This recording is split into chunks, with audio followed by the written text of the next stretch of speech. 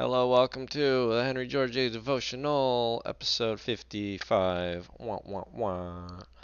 I don't have a lot of time today. Well, I guess I could always go late, but whatever. All right. George writes, "All trade, let it be remembered, is the exchange of commodities for commodities, and hence the cessation of demand for some commodities, which marks the depression of trade, is really a cessation in the supply of other commodities. That dealers, this is Book 5, Chapter 1, the primary cause of recurring paroxysms in industrial depression. Um, the dealers that dealers find their sales declining and oh yes, we are looking at an analysis of the facts here. That dealers find their sales declining and manufacturers find orders falling off, while the things which they have to sell or stand ready to make are things for which there is yet a widespread desire, simply shows that the supply of other things which in the course of trade would be given for them has declined." Alright, that was a long sentence. So much for going fast. The dealers find their sales declining and manufacturers find orders falling off. Okay. Alright.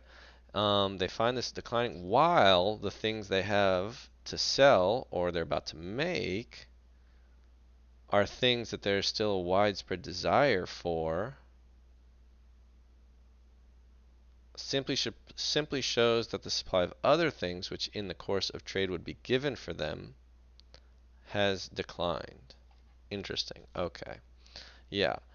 Dealers and folks who know there's a lot of demand for their own goods, yet their sales are going down. George is saying this is showing that the other goods, because trade of goods, must have gone down. Okay. In common parlance, we say that buyers have no money, or that money is becoming scarce. Yeah, they want to buy, but they cannot. But in talking in this way, we ignore the fact that money is but the medium of exchange. Yes, I see your emoji in the chat, table cat. Um, uh, yes, money is but the medium of exchange. What the would-be buyers really lack is not money, but commodities which they can turn into money. What is really becoming scarcer is produce of some sort. The diminution of the effective demand of consumers is therefore but a result of the diminution of production. Ah, yes. That conclusion this is what supports it. But I suspect economists, some would take issue with this. This is seen very clearly by storekeepers in a manufacturing town when the mills are shut down and operatives thrown out of work. It is the cessation of production which deprives the operatives of means to make the purchases they desire, and thus leaves the storekeeper with what, in view of the lessened demand, is a superabundant stock, and forces him to discharge some of his clerks and otherwise reduce his uh, demands. And the cessation of demand, I am speaking, of course, of general cases and not of any alteration in relative demand from such cases as change of fashion. Um, and the cessation of demand, which has left the manufacturer with superabundant stock and compelled him to discharge his hands, must arise in the same way. Somewhere, it may be at the other end of the world, a check in production has produced a check in the demand for consumption. That demand is lessened without want being satisfied shows that production is somewhere checked. Yeah, the assumptions are we assume that people just constantly want things. Somehow production is not flowing smoothly everywhere. Storekeeper. Storekeeper. People want the things that the manufacturer makes as much as ever. He's speaking generally here, of course. You could start a business if you could call it such, that intentionally made things that nobody wanted. Uh, the operatives want the things the storekeeper, just as the operatives want the things the storekeeper has to sell. But they do not have as much to give for them. Production has somewhere been checked, and this reduction in the supply of some things has shown itself in cessation of demand for others. The check propagating itself through the whole framework of industry and exchange. Now, the industrial pyramid manifestly rests on land. Just going to sneak that little sentence in there. The primary and fundamental occupations which create a demand for all others are evidently those which extract wealth from nature, and hence, if we trace from one exchange point to another, and from one occupation to another, this check to production, which shows itself in decreased purchasing power, we must ultimately find it in some obstacle which checks labor in expending itself on land. And that obstacle, it is clear, is the speculative advance in rent or the value of land, which produces the same effects as, in fact it is, a lockout of labor and capital by landowners. This check to production,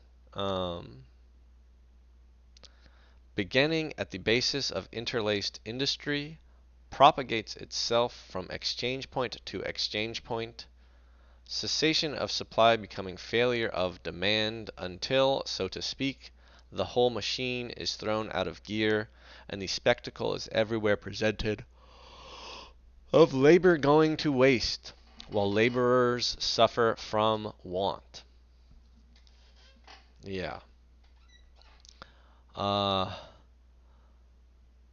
am persuaded of this, so it's like a little hard for me to think of how you could disagree. Um, I suppose you could think that a whole industry sort of just made some bad decisions and went the wrong way. They all thought, a whole bunch of people thought it would be good to make, I don't know, like there's two competing new technologies, but then still it would be the winners and I don't know. It's hard to think of like when Sony makes a good console and Microsoft makes a bad console, uh, you can look at the extra stock of Xboxes and say, um, look, this is happening and it doesn't have anything to do with land, but we are speaking in the general, like the whole of the console and whole of the video game industry. Um, and I guess you could say, yeah, no, it's like that's the whole point. A depression is a generalized phenomenon, and whenever it's yeah. If you try to point at little industries that die out, like you know, horse and buggy died out because the car came along, something like that. You would not speak of the society being in a depression because horse and buggies was as an industry was dying whilst being replaced by the automotive industry. So yeah, I challenge you to come up with a generalized uh, example of a depression being caused by non-land speculation. I don't know. We'll just keep going with George. This strange and unnatural spectacle of large numbers of willing men who cannot find employment is enough to suggest the true cause to whoever can think consecutively. For though custom has dulled us to it, it is a strange and unnatural thing that men who wish to labor in order to satisfy their wants cannot find the opportunity. As, since labor is that which produces wealth, the man who seeks to exchange labor for food, clothing, or any other form of wealth is like one who proposes to give bullion for coin or wheat for flour. We talk about the supply of labor and the demand for labor, but evidently these are only relative terms. Yeah, we've George has written specifically about this idea of supply of labor versus demand for labor and saying they are the same thing.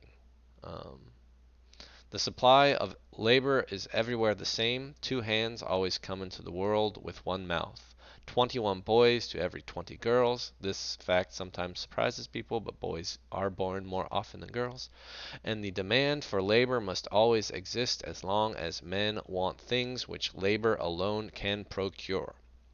We talk about the want of work, but evidently it is not work that is short while want continues. Evidently the supply of labor cannot be too great, nor the demand for labor be too small, when people suffer for the lack of things that labor produces. The real trouble must be that supply is somehow prevented from satisfying demand, that somewhere there is an obstacle which prevents labor from producing the things that laborers want. Take the case of any one. I'm looking at how long this is. I don't think I'm going to finish this whole thing, but alright, we'll just keep going a little bit. Take the case of any one of these vast masses of unemployed men to whom, though he never heard of Malthus, it today seems that there are too many people in the world. All right? Somebody, yeah, where's that Monty Python sketch about overpopulation? In his own wants, in the needs of his anxious wife, in the demands of his half cared for, perhaps even hungry and shivering children, there is demand enough for labor, heaven knows. In his own willing bands is the supply. Put him on a solitary island, and though cut off from all the enormous advantages which the cooperation, combination, and machinery of a civilized community give to the productive powers of man, yet his two hands can fill the mouths and keep warm the backs of that depend upon him, were he on a solitary island. Yet, where productive power is at its highest development, they cannot. Yes. The Robinson Crusoe through a Georgist lens. Why? Is it not because in the one case he has access to the material and forces of nature, and in the other this access is denied? Is this the explanation for why all of the crafting and farming video games are so popular? Because it is it is the only environment we can like enter into where we're actually getting the full reward of our labor? Is it not the fact that labor is thus shut off from nature, which can alone, though, I don't know. I do know some people that may or may not be in the chat, spoiler alert, who aren't that interested in working and gaining more wealth. And while it does appear, I don't know. I don't know. Whatever. Is it not the fact that labor is thus shut off from nature which can alone explain? Okay. Is it not the fact that labor is thus shut off from nature which can alone explain the state of things that compels men to stand idle who would willingly supply their wants by their labor? The proximate cause of enforced idleness with one set of men may be the cessation of demand on the part of other men for the particular things they produce. But trace this cause from point to point, from occupation to occupation, and you will find that enforced idleness in one trade is caused by enforced idleness in another, and that the paralysis which produces dullness in all trades cannot be said to spring from too great a supply of labor or too small a demand for labor, but must proceed from the fact that supply cannot meet demand by producing the things which satisfy want and are the object of labor. Now, what is necessary to enable labor to produce these things is land. When we speak of labor creating wealth, we speak metaphorically. Man creates nothing.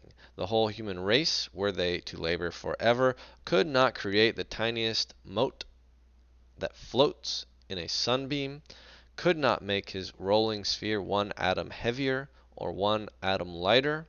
In producing wealth, labor, with the aid of natural forces, but works up into the forms desired, pre-existing matter, and to produce wealth must therefore have access to this matter and to these forces, that is to say, to land. The land is the source of all wealth. It is the mind from which must be drawn the ore that labor fashions. It is the substance to which labor gives the form. And hence, when labor cannot satisfy its wants, may we not with certainty infer that it can be from no other cause than that labor is denied access to land? I think we'll end there. My final little other comment is something like, I don't know if George talks a lot about services, um, but services would be sort of a direct meeting of the desires of some men, which it's almost like you're laboring and you're not creating wealth, but you're just immediately performing the function of wealth. Wealth, that is to say, as we defined it, as George defined it, is, you know, material or things that can be used to satisfy the desires and wants of men. And so, like, service, acts of service are like directly that. Um, and I wonder,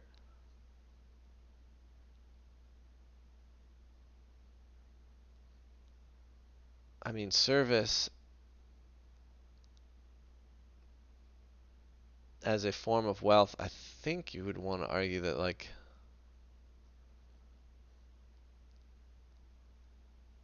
I don't know. I mean, you're always going to need to perform service on some form of land, right? Because you can't do anything not on land.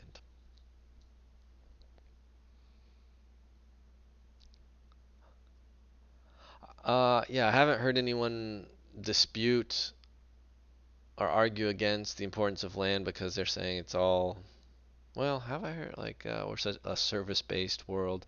Usually the argument is, land doesn't matter because we're a digitally based world. Um, but I feel like the service industry, and I don't mean like what we mean by the service, I just mean services in general only sort of become a thing perhaps after capital goods have achieved some level of existence or provided. I don't know. Anyway, uh, just interesting to think about services and to try to work it out for myself, how it would fit into George's theory. All right, I will see you next Monday. Bye bye.